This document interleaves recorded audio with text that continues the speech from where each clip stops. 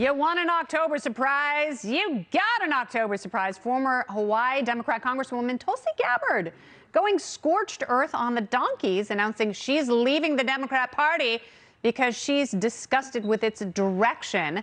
How on earth do some top Dems still think they can hold the House majority? Congresswoman Gabbard has been a thorn in the side of the establishment and Democrats for a long time. Early in her congressional career in 2013, she served as the vice chair of the Democratic National Committee. But over the years, she began to stray from liberal orthodoxy. She blasted Justice Department corruption. She cheered the overturn of Roe v. Wade. And she did not vote to impeach President Trump, instead voting present at his trial. Earlier today, Tulsi dropped the bomb. Watch this. Independent with a capital I. Tulsi has not said whether she'll become a Republican. I don't think she has to. I do think it's safe to say she's not getting invited to Nancy Pelosi's 300th birthday at the French Laundry.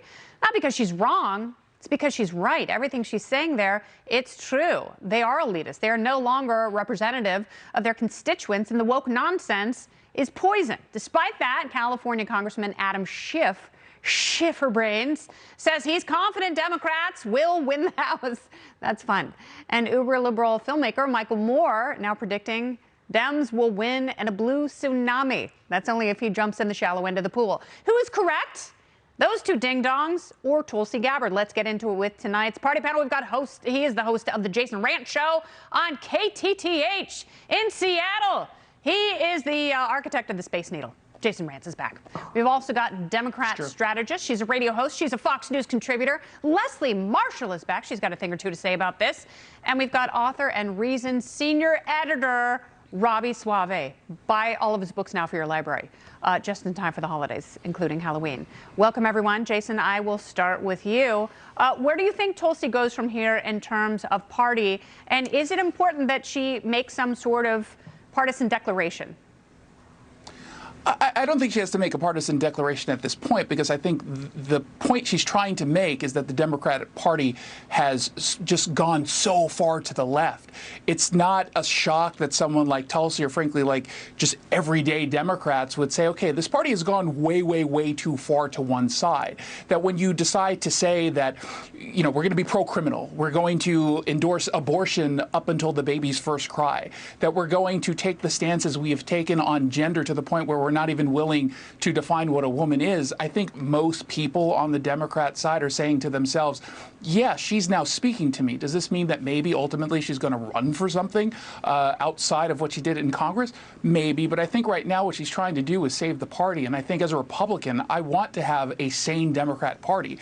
I will like the two-party system because frankly, it keeps Republicans in check. And I think that any time one party has too much power, it causes problems for our democracy. Well, I think anytime two parties have too much power, it really causes problems for our democracy. And that's what we're seeing right now. That's why I would like to see her remain independent and, you know, sort of bash the establishment in both corners right now, Leslie. So it's interesting because it's not a sure thing in terms of the House races for Democrats. Really anything but. Republicans don't have to pick up a lot of seats. And it is the independents that hold the cards in this election. 61% of polled independents say the economy is the #1 issue they're voting on.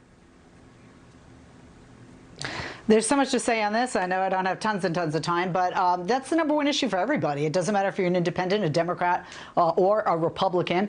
Obviously, close seconds come for Arizona, Texas, other border states immigration. Then you have other states like Colorado, where you see abortion a second issue. But Tulsi Gabbard, I have to say, I'm not trying to be snarky here, but at first when they were like, Tulsi Gabbard left the Democratic Party, I'm a Democrat, and I was like, is she still part of it? I thought she left like a long time ago. So this is my takeaway from this. 1, somebody needs attention and more likes on Twitter. 2, she will be an independent. She said independent-minded or independent thinking. And 3, my prediction is she becomes the new Ralph Nader, and she runs as an independent. She wanted to be president. She tried to get the Democratic nomination and failed.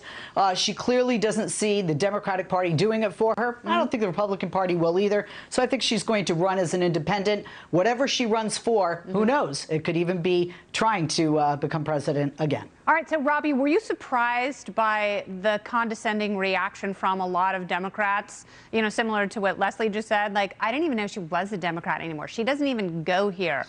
So what does it say when Democrats and Republicans are just as excited as one another about someone leaving the Democrat Party? I mean, it's bad news for the Democrats. When I hear them say, oh, good, we didn't want her anyway. Well, who do you have left? They did the same thing to Joe Rogan. Joe Rogan said he was a Bernie Sanders supporter, and then so many Democrats, at least in the media, act like they're embarrassed to be associated with him. So then over time, he becomes friendlier to some aspects of the Republican Party, and then they're mad about that, too. The one thing I did want to say about Tulsi, though, in addition to that, is I'm actually struck by so much that actually hasn't changed about what she thinks. It's that the parties have changed. You know, she has been denouncing regime change and foreign entanglements and a kind of neoconservative policy agenda for years. She was denouncing that back when that was kind of a left-wing position, or, you know, there was some criticism of that in the Democratic Party. Now we're in a place where the Democratic Party is marching, the representatives, not the actual people, but the representatives are marching lockstep in line with a kind of interventionism with Ukraine, with endless support, endless financial support for this war. Mm-hmm. It is the Republican Party, a minority of it, but the only opposition to the Ukraine, to endless funding of the Ukraine effort is from the Republican Party. So in that sense, the parties have changed, not Tulsi. She said the same thing all the way along. So that's interesting then, Jason, because, you know, she does hold a lot of cards here. Do you think the timing is meant to do damage to Democrats this close to the midterms? I do. The question just is she doing it to save the Democratic Party, or is she doing it purely for her own political ambitions? And the truth is, it's probably a little bit of both. Look, the Democrats going so far to the left, her coming out right now, right before the midterms, basically is telling other voters, hey, it's okay. You're probably feeling what I'm feeling right now about this party, and you don't just have to vote with Democrats. Mm-hmm. You can go ahead and take that risk and vote for someone else who's more a reflection of your values. And to Leslie's point, it's not just about the economy. If you're a Democrat who right now is in Arizona or Texas, there's a lot on the line if you embrace Democrats who effectively want an open border, or at least are acting that way. And so I think she's just giving everyone the green light to say, hey, go ahead and vote with your brain as well as your heart. And both are telling you Democrats right now are just too extreme. Yeah, and there are a lot of people who feel that way. And there are a lot of people who say, this isn't why I signed up to be a Democrat. We're supposed to help people, but what they're doing is very counterintuitive to that and actually quite harmful. She made some really important points, and I hope the discussion continues without completely shutting her down. All right, the panel's not going anywhere. We have much to cover tonight. Elizabeth Warren wants you to believe the federal government knows what's fair. Fair is fair. The Massachusetts senator reportedly trying to create a, quote, equity advisor for FEMA to decide who receives federal aid after a disaster like Hurricane Ian. Vice President Kamala Harris last month suggesting a similar system for distributing aid. Watch. It is our lowest income communities and our communities of color that are most impacted by these extreme conditions. So we have to address this in a way that is about giving resources based on equity, understanding that we fight for equality, but we also need to fight for equity. Equity. That comment reportedly sending many anxious hurricane survivors into a total panic. Can we really trust the federal government to decide who deserves the most help in an emergency? The party panel is back. Jason Rantz, Leslie Marshall, and Robbie Suave. So, Jason, what's wrong with helping people who need it most? Why do we have to have a racial and cultural litmus test for every GD thing, my friend? Yeah, I remember when it was called racist to treat people differently on the basis of skin color. And it's so weird how we've gone to this point where now we're using the term equity, which Democrats have completely redefined. It no longer means equal access, and it's simply code. And sometimes they're just more direct. They're going to hand out aid on the basis of race. That seems to be really silly. If you're going to make the argument that people who are low income maybe have to be more often than not Black or Latino communities, well, giving money equally distributed to the low income communities will still get to Black and Latino people, but also not punish people who happen to be white or Asian or Native American, which is something Elizabeth Warren is supposed to care about, who also happen to be low income. It's just so silly to me that we're pretending this isn't racist when it is. Yeah, why can't we just come up with good systems to help people? Leslie, why do we have to redefine things and come up with new versions of fair, as though that is somehow going to absolve the sins of this country? What is unfair is if we just look at one community in Florida, Dunbar. This is within Fort Myers. This is an African-American community, a solely African-American community. They still don't have electricity. When you turn on the faucet, the water is still coming out like brownish, muddy goo. But yet you have Sanibel Island, you have Fort Myers Beach, which are affluent communities, which are largely white affluent communities, and they have received their aid, and they have received their power, and they have received their water to be clean coming out of their faucet first. In this community, just one example in the state of Florida after Hurricane Ian in Dunbar is an example of that. And I think that's what Senator Warren and what the vice president are speaking to. I don't think you need somebody who, has a title, to look at equity. But I do think it's essential that we look at who is affected, and it should not be based on race, it should be based on need. But I think we could all agree, if you're living in a poorer area, you don't have electricity, and you have brown water coming out, muddy water coming out of your faucet, you're more in need, and you're less able to help yourself than people who are rich and are privileged in these other places. Well, maybe you should. Like Sanibel Island, okay, Fort first of all, Beach. Fort Myers is decimated. Fort Myers, it's not like they're back to bikini parties and body shots. There are many parts of Florida that have been essentially destroyed. And yes, some are worse than others, but also some places they have private systems because they know that government reaction can be a series of systemic failures. But here's the problem, Robbie, is, we're not talking, this is not equality. And people were scared in Florida because they thought they weren't going to get help because they know what the word equity means. That is code. Yeah, what Elizabeth Warren and Kamala Harris are accidentally conceding is that FEMA is failing to get people who most need federal disaster relief assistance. It's not getting those people what they need. I think we all agree. It's totally uncontroversial. Everyone agrees. Whoever was hit worst by natural disasters like hurricanes, that's who needs help, and that's who the federal government should prioritize. What they're trying to do, because that's unsexy to say that. That's not especially progressive. That doesn't make activists excited.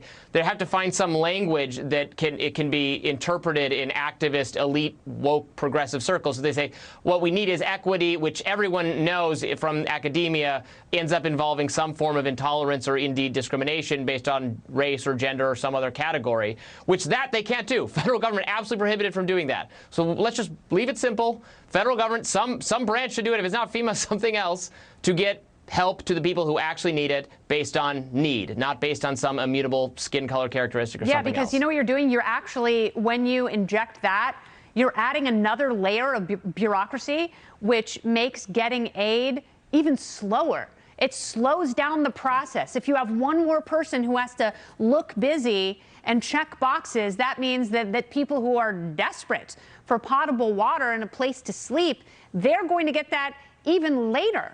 So that is a failure of government. And it is this progressivism, and this is what Tulsi Gabbard was talking about. Well, she's also talking about a party that is led by a man who is well into his 9th decade almost.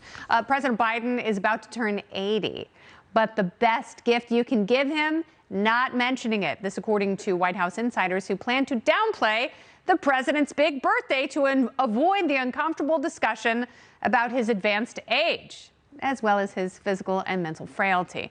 But as long as he keeps shaking hands with invisible people, wandering aimlessly after speeches, asking for Jackie, who is passed on to the Lord Jesus in heaven, those discussions will continue. So with the world on the brink of nuclear Armageddon, the president's word, aren't Americans entitled to a leader who doesn't have to downplay his own birthday, Jason?